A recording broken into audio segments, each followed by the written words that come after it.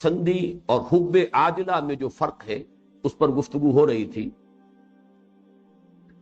اس کے حوالے سے ایک تو جو نظم کلام ہے وہ واضح ہوا کہ اس سورہ مبارکہ میں چونکہ حب عاجلہ کو قرار دیا گیا ہے آخرت کے انکار کا اصل سبب، وہی بات جو پہلے آ چکی تھی کہ بل یرید الانسان لیفجر امامہ، اصل میں جو انکار کرتا ہے آخرت کا وہ اس بنا پر کرتا ہے کہ فسق و فجور کا عادی ہو گیا ہے، اسے جاری رکھنا چاہتا ہے۔ آخرت کو مانے گا تو گویا کہ اپنے قدم روکنے ہوں گے، اپنے ہاتھ روکنے ہوں گے۔ وہی بات یہاں فرمائی کلا بل تحبون العاجلہ وتذرون الآخرہ، تم محبت میں گرفتار ہو گئے ہو اس عاجلہ، اس دنیا کی زندگی کے، اور تم نے تج دیا ہے، چھوڑ دیا ہے آخرت۔ اس حب عاجلہ کا جو انسان کی سرشت کے اندر جو اس کی اصل اساس ہے وہ اجلت پسندی ہے۔ اس اجلت پسندی کا ایک مظہر یہ بھی ہے کہ بڑے سے بڑا انسان بھی چاہے وہ خیر ہی کے لیے اجلت چاہے، اس سے وہ بالکل یا محفوظ نہیں ہے۔ اس کی مثالیں میں دے چکا، حضرت موسیٰ علیہ السلام کی وضاحت کے ساتھ مثال، صراحت کے ساتھ مثال قرآن میں آئی، حضور کو بار بار روکا گیا۔ اس قرآن کے لیے بھی جلدی نہ مچائیے، لا تحرک بہ لسانک لتعجل بہ، لا تعجل بالقرآن من قبل ان یقضی الیک وحیہ۔ یہ جو حب عاجلہ ہے، میں نے ایک لفظ استعمال کیا تھا کہ نہ نبی، حب عاجلہ نہیں، معاذ اللہ ثم معاذ اللہ، اجلت پسندی، اس سے نبی، رسول، اولیاء اور داعیان حق کوئی بھی مستثنی نہیں۔ اس کے لیے میں چاہتا ہوں کہ دو مثالیں اس بر عظیم پاک و ہند کی عظیم دینی تحریکوں کے حوالے سے میں آپ کے سامنے رکھتا ہوں۔ پچھلی صدی کی عظیم ترین تحریک شہیدین سید احمد بریلوی رحمۃ اللہ علیہ اور شاہ اسماعیل شہید رحمہ اللہ، اور ان کے ساتھ سینکڑوں صحابہ شہید ہوئے بالاکوٹ، ان کی جو غلطی ہوئی وہ یہی اجلت پسندی تھی۔ تقوی، تدین، خلوص، اخلاص، اس میں واقعہ یہ ہے کہ دور صحابہ کے بعد اتنی عظیم کوئی تحریک مجھے نظر نہیں آتی، لیکن جلدی کی، اس لیے کہ جیسے ہی ہجرت کر کے یہ پٹھانوں کے علاقے میں پہنچے، سرحد کے علاقے میں، انہوں نے وہاں شریعت نافذ کر دی، حالانکہ ابھی وہاں اس کے لیے زمین تیار نہیں ہوئی تھی۔ غلطی یہ ہوئی کہ انہوں نے سمجھا جیسے حضور نے مدینے میں آتے ہی شریعت نافذ کر دی، لیکن مدینے کا معاملہ تو مختلف تھا۔ وہاں سے تو اہل مدینہ جا کر حضور کو لے کر آئے تھے، یہاں ایسی صورت تو نہیں تھی، یہاں تو یہ خود وہاں پہنچے تھے۔ ابھی وہاں پر کچھ اپنی دعوت کو مزید پھیلا کر، لوگوں کی ذہنی تربیت کر کے، ان کی طبیعتوں میں آبادگی پیدا کر کے کام کرنا چاہیے تھا، لیکن یہ کہ بہرحال پوری نیک نیتی سے، پورے خلوص و اخلاص سے انہوں نے وہ پورا کا پورا نظام جو ہے فوری طور پر قائم کیا۔ نتیجہ یہ ہوا کہ معاشرے نے ریوولٹ کر دیا، خود وہاں پر پٹھانوں نے بغاوت کی، پٹھانوں نے سکھوں کے ساتھ مل کر سازش کر کے مروایا۔ یہ سارا معاملہ کیوں ہوا؟ اجلت پسندی۔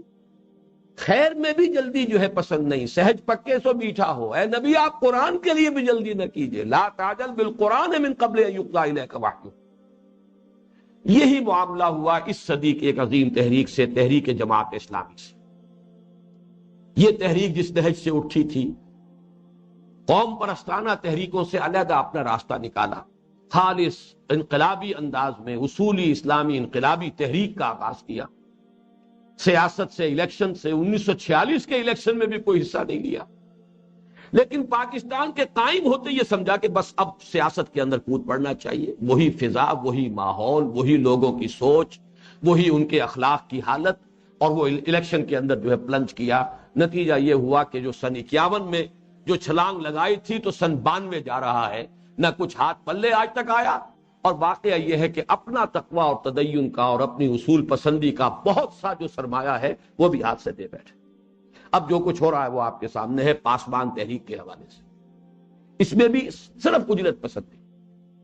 میں نے جب سن 56 میں اپنا وہ مقالہ لکھا تھا، جبکہ میں بھی جماعت اسلامی کا رکن تھا، میں نے نشاندہی کی کہ غلطی ہو گئی ہے ہم سے، یہ کلیکٹیو مسٹیک ہے، اور یہ خالص نیک نیتی سے کی گئی تھی غلطی، اجلت پسندی۔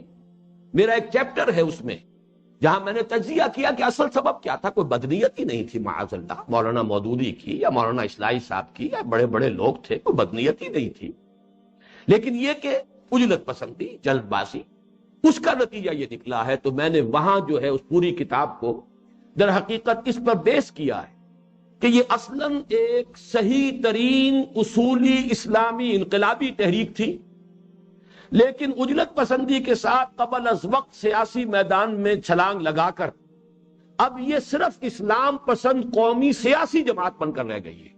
اور یہ الفاظ میرے ہیں سن 56 کے، اس کے بعد سے تو اور بہت سا پانی وقت کے دریا میں بہہ گیا ہے اور نہ معلوم اور معیار کتنے نیچے گئے ہیں، لیکن اس پوری کتاب کو پھر میں نے جب آخر میں سم اپ کیا ہے تو میرا وہ چیپٹر ہے، میں چاہتا ہوں کہ یہ عجلت پسندی یہ کتنی بڑی بیماری ہے، اس کے لیے آپ حضرات اس چیپٹر کا ضرور مطالعہ کریں کہ میں نے اس کتاب کو سم اپ کیا کہ اس کا سبب کوئی بدنیتی نہیں تھی، یہ وہی عجلت پسندی ہے۔ عجلت پسندی اگر شہیدین سے ہو گئی، عجلت پسندی اگر خود حضرت موسیٰ علیہ السلام سے ہو گئی، تو ظاہر بات ہے کہ اور کون ہے جو اس کا دعویٰ کر سکے کہ وہ اس سے بالکل محفوظ ہے۔ لیکن اس سے آگے کسی بھی بدنیتی کا الزام میں نے نہیں لگایا کبھی بھی، میں اس کی وضاحت کرنا چاہتا تھا۔ اور اس کے حوالے سے آج یہاں پر وہ تحریک جماعت اسلامی میرا سن 56 کا لکھا ہوا مقالہ جو ہے اس کے بھی کچھ نسخے لے آئے گئے ہیں، جو حضرات چاہیں ان کو حاصل کر لیں۔ اب آگے آئیے، وقت تھوڑا ہے، اب ہمیں اس سورہ مبارکہ کی تکمیل کرنی ہے۔ اس کے بعد اب 3 نقشے کھینچے گئے ہیں اس سورہ مبارکہ میں، جسے ہم تصویر لفظی کہہ سکتے ہیں، منظر کشی۔ کل 4 منظر ہیں جو اس سورہ مبارکہ میں آئے۔ ایک منظر آ چکا ہے کہ جو ہماری گزشتہ نشست سے بھی پیوستہ نشست جو ہے پچھلی دوسری نشست سورہ مبارکہ پر جو تھی اس میں آ چکا، وہ ہے قیامت کا نقشہ۔ فَإِذَا بَرِقَ الْبَصَرُ وَخَسَفَ الْقَمَرُ وَجُمِعَ الشَّمْسُ وَالْقَمَرُ يَقُولُ الْإِنسَانُ يَوْمَئِذٍ أَيْنَ الْمَفَرُّ۔ یہ ایک نقشہ ہے، لفظی تصویر ہے۔ اب دوسری تصویر آ رہی ہے، وجوہ یومئذ ناظرہ الی ربہا ناظرہ ووجوہ یومئذ باسرہ تظن ان یفعل بہا فاقرہ۔ یہ میدان حشر کا نقشہ ہے۔ میدان حشر میں جب پوری نوع انسانی کھڑی ہوگی، وجاء ربک والملک صفا صفا، جبکہ پوری نوع انسانی بھی ہوگی، فرشتے بھی پرے بادے کھڑے ہوں گے، پوری نوع انسانی ہوگی، اس وقت لوگوں کی کیفیت کیا ہوگی؟ وجوہ یومئذ ناظرہ، بہت سے چہرے ہوں گے اس روز تر و تازہ، شاداب، کھلے ہوئے پھول کے مانند۔ کیوں؟ بل الانسان علی نفسہ بصیرہ، انہیں معلوم ہے کہ وہ کیا کر کے آئے، انہیں معلوم ہے کہ وہ رحمت خداوندی کے مستحق ہیں، عفو و درگزر کے امیدوار ہیں، انہیں یہ امید ہے کہ اللہ تعالیٰ کی رحمت انہیں ڈھانپ لے گی، انہیں یہ یقین ہے کہ اللہ تعالیٰ مغفرت فرمائے، لہذا چہرے تر و تازہ ہوں گے، کوئی اندیشہ نہیں، کوئی فکر نہیں۔ نظرہ کہتے ہیں اللہ تعالیٰ اس کے چہرے کو تر و تازہ رکھے، حضور نے فرمایا نظر اللہ عبدن، جو میری کسی بات کو سنے اور یاد رکھے اور آگے پہنچائے، اللہ اس کو ہمیشہ سرسبز و شاداب رکھے۔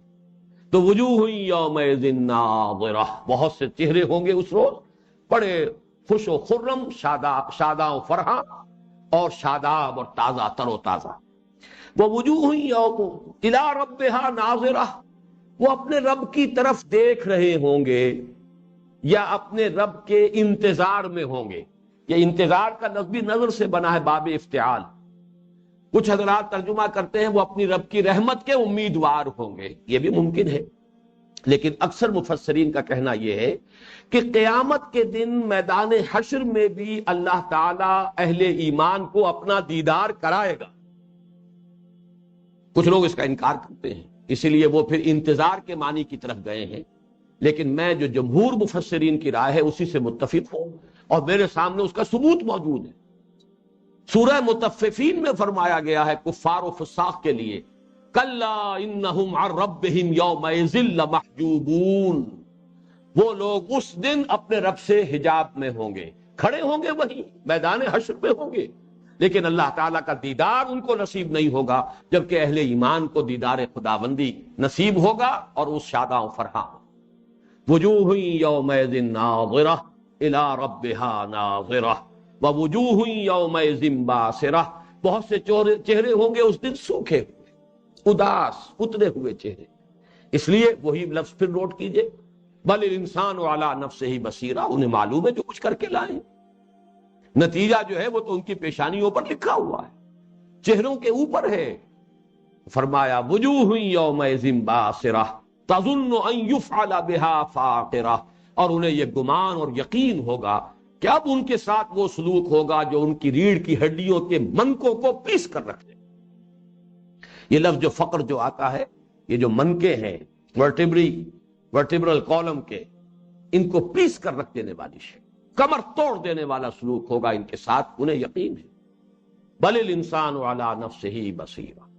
یہ ایک منظر ہے قیامت کے دن کا، اور جیسا کہ میں تمثیل عرض کر چکا ہوں، یہ بالکل بہت ہی سمجھیے کہ 1/1 کروڑ ایک نقشہ اس کا اگر دیکھنا ہو تو ہائی اسکولوں میں جب بچے کھڑے ہوتے ہیں رزلٹ کے اعلان کے وقت، تو یہی نقشہ ہوتا ہے. بہت سے چہرے کھلے ہوئے، بہت سے چہرے اترے ہوئے اداس، ان پر جو ہے ہر طرح کی پشبردگی طاری.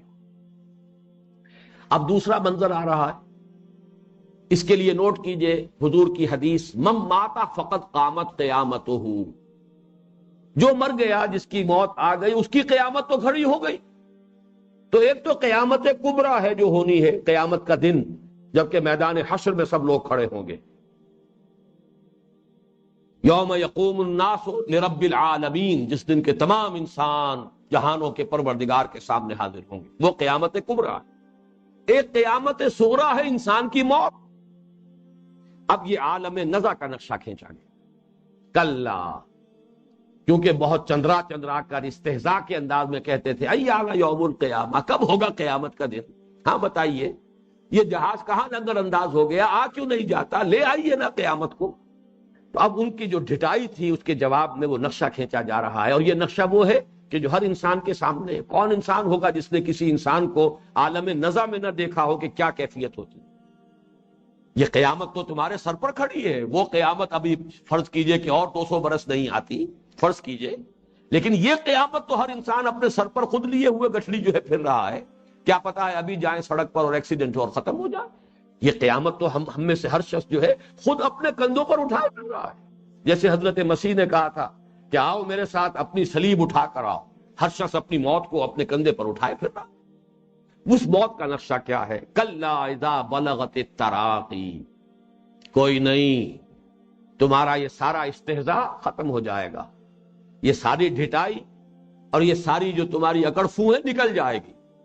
کوئی نہیں، جب آپ پہنچتی ہے جان، بلغت التراقی، تراقی یہ ہنسلی کی ہڈیاں، جب ہنسلیوں میں آپ پھنستی ہے جان، یہ جس کو ہم یغرغر کہتے ہیں، حدیث کے اندر آیا ہے مادم یغرغر، نزع کے وقت پھر گھنگرو بولتا ہے یہاں آ کر، معلوم ہوتا ہے کوئی چیز آ کر یہاں پھنس گئی. یہ ہے وہ عالم نزع کی تعبیر. کلا اذا بلغت التراقی وقیل من راق، اور کہا جاتا ہے یا کہا جائے گا، ہے کوئی پھونکنے والا، جھاڑ پھونک کرنے والا، کوئی تعویذ گنڈا؟ سے مراد کیا ہے؟ طبیب جواب دے چکے، معالج جواب دے چکے. اب ہر طرف سے مایوسی ہو گئی. تو بڑے سے بڑے پھندے خواہ اور بڑے سے بڑے ریشنلسٹ بھی پھر اس وقت کہتے کوئی ہو جائے، کوئی ٹونا ٹوٹکا، کوئی جھاڑ پھونک، کوئی جادو، کچھ چل جائے، کسی طریقے سے جان بچے.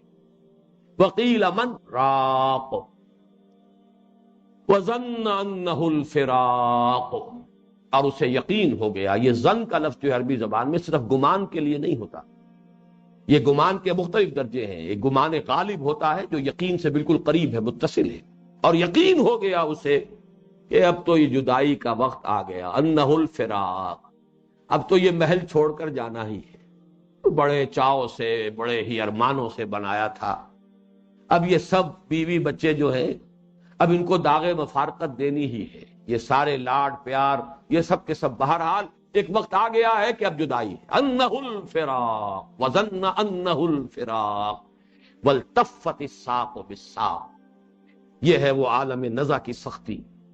اور پنڈلی پنڈلی سے لپٹی ہوئی ہوگی. جان جب نکلتی ہے تو جو تشنج ہوتا ہے انسان کے جسم میں، والتفت الساق بالساق، لپٹی ہوئی ہوگی پنڈلی پنڈلی کے ساتھ. الی ربک یومئذ المساق، اس سے پہلے آ چکا الی ربک یومئذ المستقر، یہاں آیا الی ربک یومئذ المساق. ساقہ یسوق کو کہتے دھکیلنا کسی کو. اسی لیے سواق کہتے ہیں جدید عربی میں ڈرائیور کو. ایک ہوتا ہے قادہ یقودو، اس کے معنی ہے آگے سے کھینچنا. اگر آپ کسی کو کھینچ رہے ہیں آگے سے، یہ ہے قادہ یقودو. اسی سے قائد کا لفظ بنا ہے. قائد آگے ہوتا ہے اور وہ لوگوں کو اپنے پیچھے لے کر چلتا ہے، قائد. اور ساقہ یسوق کو دھکیلنا، جیسے گھوڑے کے پیچھے سائس بیٹھا ہوا ہے، وہ اسے دھکیل رہا ہے، وہ اس کے پیچھے ہوتا ہے. اسی طریقے سے کار کے انجن کے پیچھے بیٹھا ہوا ہے اس کے سٹیئرنگ پر ڈرائیور، تو یہ ہے ساقہ یسوق کو دھکیل کر لے جانا. اور سواق ڈرائیور، اسی لیے یہ لفظ استعمال ہوتا ہے. الی ربک یومئذ المساق، تیرے رب ہی کی طرف اس دن تو چاروں ناچار دھکیلے جانا ہے. اور بالآخر وہ ہوگا جو پہلے آ چکا، الی ربک یومئذ المستقر، اس دن تو تیرے ہی رب کے حضور میں جا کر بہرحال کھڑے ہو جانا. پیشی وہی ہوگی، جائے قرار وہی. اب چوتھی تصویر آ رہی ہے، اس کو اب ذہن میں لائیے، چشم تصور سے دیکھیے. کوئی ابو جہل، کوئی ابو لہب، کوئی ولید بن مغیرہ، کوئی عقبہ ابن ابی معیط، کوئی شخص جس نے یہ آیات سنی اور سن کر بڑے غرور اور تکبر کے ساتھ، اوہ کیا ہے، خامخواہ کی ایک تک بندی کر رہا ہے یہ شخص، خامخواہ ہم پر دھونس جما رہا ہے. اس نے کہیں سے شاعری سیکھ لی ہے، کہیں کاہنوں سے تربیت لے آیا ہے، کہیں کوئی غلام رکھا ہوا ہے اپنے گھر میں عجمی، اس سے ڈکٹیشن لیتا ہے، ہم پر دھونس جماتا ہے. یہ کہتا ہوا پیٹھ موڑی اور چل دیا. چھوڑو جی چھوڑو، کہاں ان کی طرف اپنے توجہ کر کے اپنا وقت ضائع کرنا ہے. اس نقشے کو ذہن میں رکھیے. فلا صدق ولا صلی، تو اس بدبخت نے نہ تصدیق کی نہ نماز پڑھی. یہ ذرا نوٹ کر لیجئے. ہمارا جو اگلا درس ہے، حصہ سوم جو ہے منتخب نصاب کا، اس میں پہلا لفظ آئے گا قد افلح المؤمنون الذین هم فی صلاتهم خاشعون.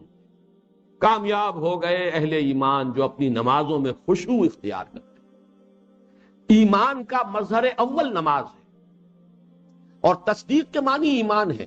ایمان کے معنی کیا ہے لفظی؟ تصدیق بما جاء بہ النبی صلی اللہ علیہ وسلم، تصدیق کرنا نبی کی نبوت و رسالت کی، یہ ایمان ہے. ان کے دعوے کو مان لے. فلا صدقا، تو تصدیق نہیں کی، یعنی نہ ایمان لایا، اور ایمان کا جو مظہر اول ہے، ولا صلی، نہ نماز پڑھی. ولکن کذب وتولی، اس کے برعکس روش کیا اختیار کی؟ جھٹلا دیا.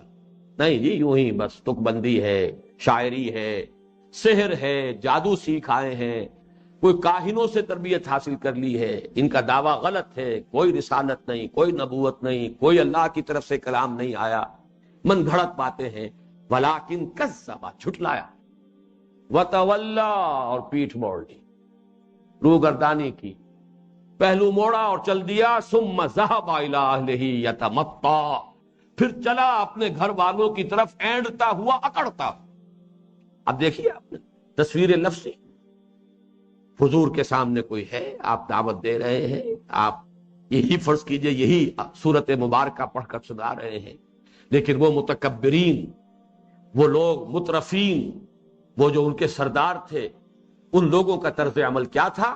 فلا صدق ولا صلی ولکن کذب وتولی ثم ذهب الى اهله يتمطى اولا لك فاولا ثم اولا لك فاولا.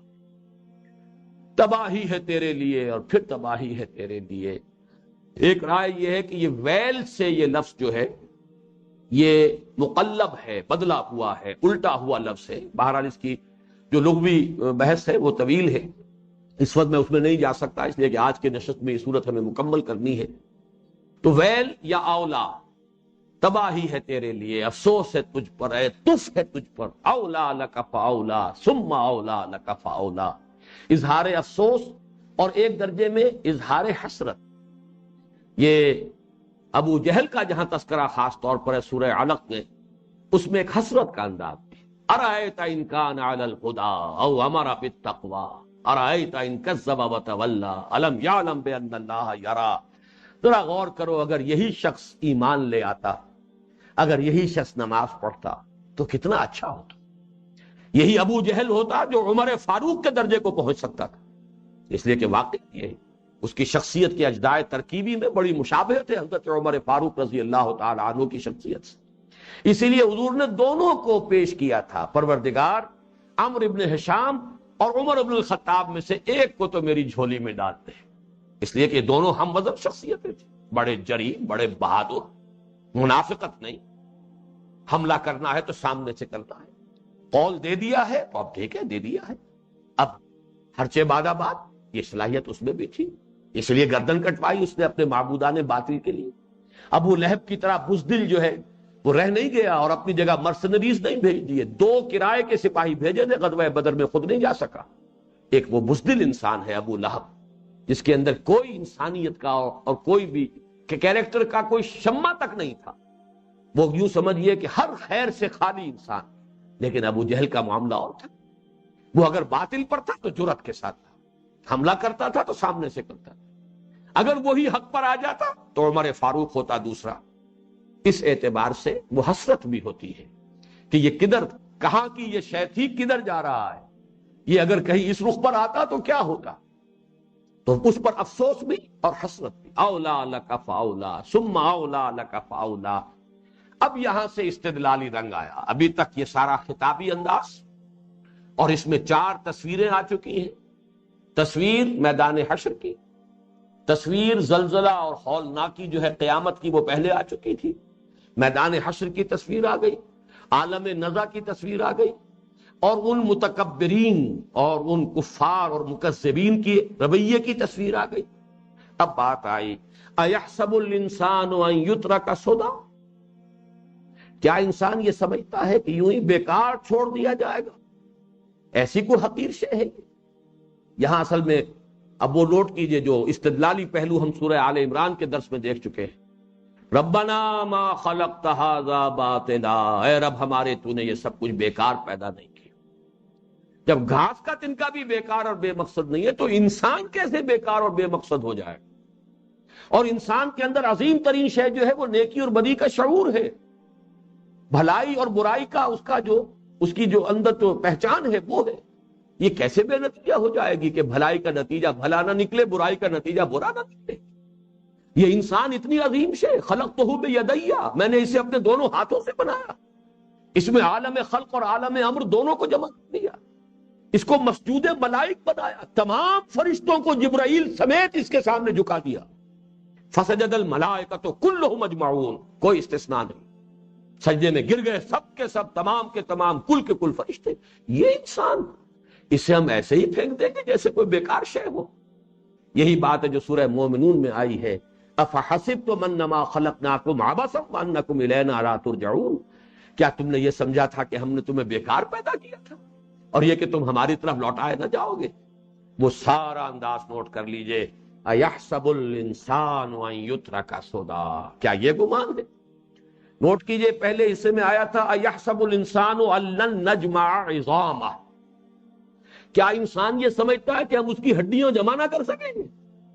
وہ دوسرا انداز تھا، وہ قدرت کے حوالے سے بات تھی، وہ آگے بھی آئے گی۔ اب بات یہ بات بالکل دوسری ہے کہ انسان کی جو تخلیق ہوئی ہے، لا اقسم بالنفس اللوامہ، اس میں جو نفس لوامہ ہے، اس میں جو خیر اور شر کا امتیاز ہے، اس میں نیکی اور بدی کا شعور ہے، اتنی عظیم ہستی جو ہم نے پیدا کی ہے، وَلَقَدْ كَرَّمْنَا بَنِي آدَمَ وَحَمَلْنَاهُمْ فِي الْبَرِّ وَالْبَحْرِ وَرَزَقْنَاهُمْ مِنَ الطَّيِّبَاتِ وَفَضَّلْنَاهُمْ عَلَى كَثِيرٍ مِّمَّنْ خَلَقْنَا تَفْضِيلًا، کیا یہ ایسی بیکار شے ہے یوں ہی چھوڑ دی جائے گی؟ أَلَمْ يَكُ نُطْفَةً مِّن مَّنِيٍّ يُمْنَىٰ، اب یہاں اللہ کی خلاقی کا نقشہ، یہ وہی بات ہے جو شروع میں آئی تھی، میں عرض کر چکا ہوں کہ خطبے کا انداز یہی ہوتا ہے، جہاں سے بات شروع ہوگی اسی پر جا کر ختم ہو جائے، دائیں بائیں مضمون جائے گا، ضمنی مضمون آیا لیکن وہ مضمون عظیم ترین مضمون قرآن حکیم کا ضمنی طور پر آگے، وہ سب کچھ ہے، لیکن جہاں سے بات چلی تھی اب پھر وہ مرتکز ہو رہی ہے اسی بات پر۔ یحسب الانسان ان لن نجمع عظاما بلا قادرین علی ان نسوی بنا، کیوں نہیں ہم قادر ہیں، اس کا ثبوت چاہتے ہو؟ الم یک نطفۃ من منی یمنی، کیا نہیں تھا یہ انسان ایک بوند منی کی جو ٹپکائی گئی؟ وہاں سے بات شروع کی جا رہی ہے جہاں سے ہر شخص کو معلوم ہے، اس سے پہلے عالم امر میں کیا تھا، عالم ارواح میں کیا تھا، یہ تو ہمیں نہیں معلوم نا، یہ تو قرآن نے بتایا تو ہمیں معلوم ہوا، لیکن یہ تو سب کو معلوم ہے کہ ہر انسان منی کی ایک بوند سے پیدا، अलम यकु नुत्फतम मिन मनिय्यिन युमना सुम्मा कान अलक़तन फखलक़ फसव्वा। फिर वो हुआ अलक़ा। इस पर अब मैं यहां थोड़ा सा आपको, अगरचे तफसील से मैं ये सूरह क़यामा का जब दर्स मैंने दिया था तो बयान कर चुका हूं कि कुरान मजीद में एम्ब्रियोलॉजी के लिए जो अल्फाज आए हैं, जनीन के मुख्तलिफ जो मदारिज और मराहिल हैं जो कुरान मजीद में आए हैं। कल फिजिक्स के बारे में कुछ बात हो गई थी, आज बायोलॉजी के बारे में बात है, और ये तो इक्तिशाफात हैं। चुनाचे मैं नोट करा दूं आपको, डॉक्टर कीथ एल मूर, जिनकी बड़ी अजीम तसनीफ है द डेवलपिंग ह्यूमन एनाटॉमी, जो एक मजमून है, उसका अहम तरीन शोबा एम्ब्रियोलॉजी, इल्मुल जनीन, कि मां के पेट में बच्चे की जो परवरिश होती है और तदरीजन जो तरक्की होती है, किन किन मराहिल में से गुजरता है। कुरान ने अल्फाज इस्तेमाल किए नुतफा, अलका, मुज़गा, और इनकी हकीकत वाकया ये है कि हमारे मुफस्सिरीन के सामने नहीं आ सकी, इसलिए कि एम्ब्रियोलॉजी तो अभी थी नहीं। वो बेचारे, इसमें कोई उन पर इल्जाम नहीं है, इसलिए कि अब ये उलूम तो आज सामने आ रहे हैं। अलका का तर्जुमा हमेशा आप देखेंगे कुरान मजीद में जमे हुए खून की फुटकी, ये कहां से तर्जुमा बन गया? अलग का असल मफहूम क्या है, लुगत में इसकी असल क्या है? ऐन लाम काफ, ऐन लाम काफ से बहुत से अल्फाज बनते हैं। मुअल्लक है कोई शय, मुतअल्लिक है कोई शय, कोई चीज किसी शय से मुतअल्लिक है, जुड़ी हुई है। मुअल्लक है कोई लटकी हुई है। ऐन लाम काफ जो है वो तो दर हकीकत इसका मफहूम ये है। तो अलका का मफहूम जमी हुई खून की फुटकी कैसे बन गया? लेकिन चला रहा। लेकिन यह कि आज के दौर में यह हकीकतें मुनकशिफ हुई। सबसे पहले एक फ्रेंच सर्जन मॉरिस बोकाई, उसने किताब लिखी और उसने कहा कि एम्ब्रियोलॉजी के फिनोमेना जिस कदर सही कुरान ने बयान किए हैं दुनिया में कहीं नहीं। उसकी किताब the Quran, Bible and the science, वाकया यह है कि चोटी की किताब, और अल्लाह ने उसे तौफीक दी, ईमान ले आए। उसने साबित किया कि ये physical phenomena, scientific phenomena old testament में भी है, न्यू टेस्टामेंट में भी कुछ जिक्र है, लेकिन वो सब गलत है। साइंस ने साबित कर दिया है कि वो सही नहीं है। कुरान ने जो कुछ बयान किया है आज तक कोई एक हरफ भी गलत साबित नहीं हुआ। ये बात कि कोई एक हरफ गलत साबित नहीं हुआ, ये तो मॉरिस बुकाई की है, ये बड़ी पुरानी बात है। लेकिन अभी चंद साल हुए हैं कि ये टोरंटो में जो यूनिवर्सिटी है कनाडा की बहुत बड़ी, उसके ये प्रोफेसर ऑफ एनाटॉमी है, इनकी 2 किताबें टेक्स्ट बुक्स की हैसियत से दुनिया में इस्तेमाल होती एम्ब्रियोलॉजी पर, स्टैंडर्ड बुक्स ऑन एम्ब्रियोलॉजी। यह है डॉक्टर कीथ एल मूर, और उन्होंने माना है कि जिस कदर सही नक्शा कशी कुरान मजीद में की गई है, ये जो मदारिज हैं जनीन के, एम्ब्रियो के मुख्तलिफ जो स्टेजेस हैं, इससे पहले कहीं नहीं। अगरचे उसकी बदबख्ती है, उसने ये माना है कि कुरान मजीद का ये बयान डेवलपमेंट ऑफ एम्ब्रियो के बारे में ओल्ड टेस्टामेंट और न्यू टेस्टामेंट दोनों से बहुत अरफा है, लेकिन फिर भी मैं ईसाई रहने ही को तरजीह देता हूं। यह महरूमी है। मॉरिस बुकाई से जब आप उसका तकाबुल करेंगे, एक पर हकीकत मुनकशिफ हुई, इस्लाम ले आया। एक पर हकीकत मुनकशिफ भी हो गई, मान भी लिया, तस्लीम भी किया, इस्लाम से महरूम। यह है दर हकीकत इंसान का अपना अपना जो उसकी एक फितरत के अंदर किस चीज की अहमियत है, मसलहतें हैं। हिरकल के सामने वादे हो चुका था, हुजूर का जब नामा मुबारक पहुंचा है, यकीन के साथ जान चुका था कि ये वही अल्लाह के नबी हैं जिनकी खबर इंजील में मौजूद है। बहुत बड़ा आलिम था हेरेक्लियस, कैसर रूम हुजूर के जमाने का, बहुत बड़ा आलिम, पहचान लिया।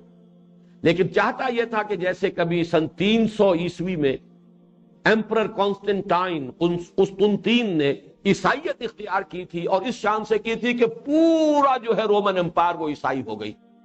जब पूरी एन मास कन्वर्शन हो गई तो निजाम जू का तू कायम रहा, उसकी बादशाहत बरकरार रही। हिरकल ने भी यह चाहा कि मेरी पूरी सल्तनत, मेरे तमाम आयान सल्तनत, मेरे तमाम सिपह सादार, ये सब के सब इस्लाम कबूल कर लें, ताकि मेरा ये निजाम जो है कायम रहे और मेरी हैसियत बरकरार रहे। जब इसमें नाकाम हो गया, महरूम रह गई। तो बिल्कुल यही मामला है। एक ईसाई, वो हजरत नज्जाशी रहमतुल्लाह अलैह, उनके सामने सूरह मरियम की आयत पढ़ी गई और इस्लाम ले आए।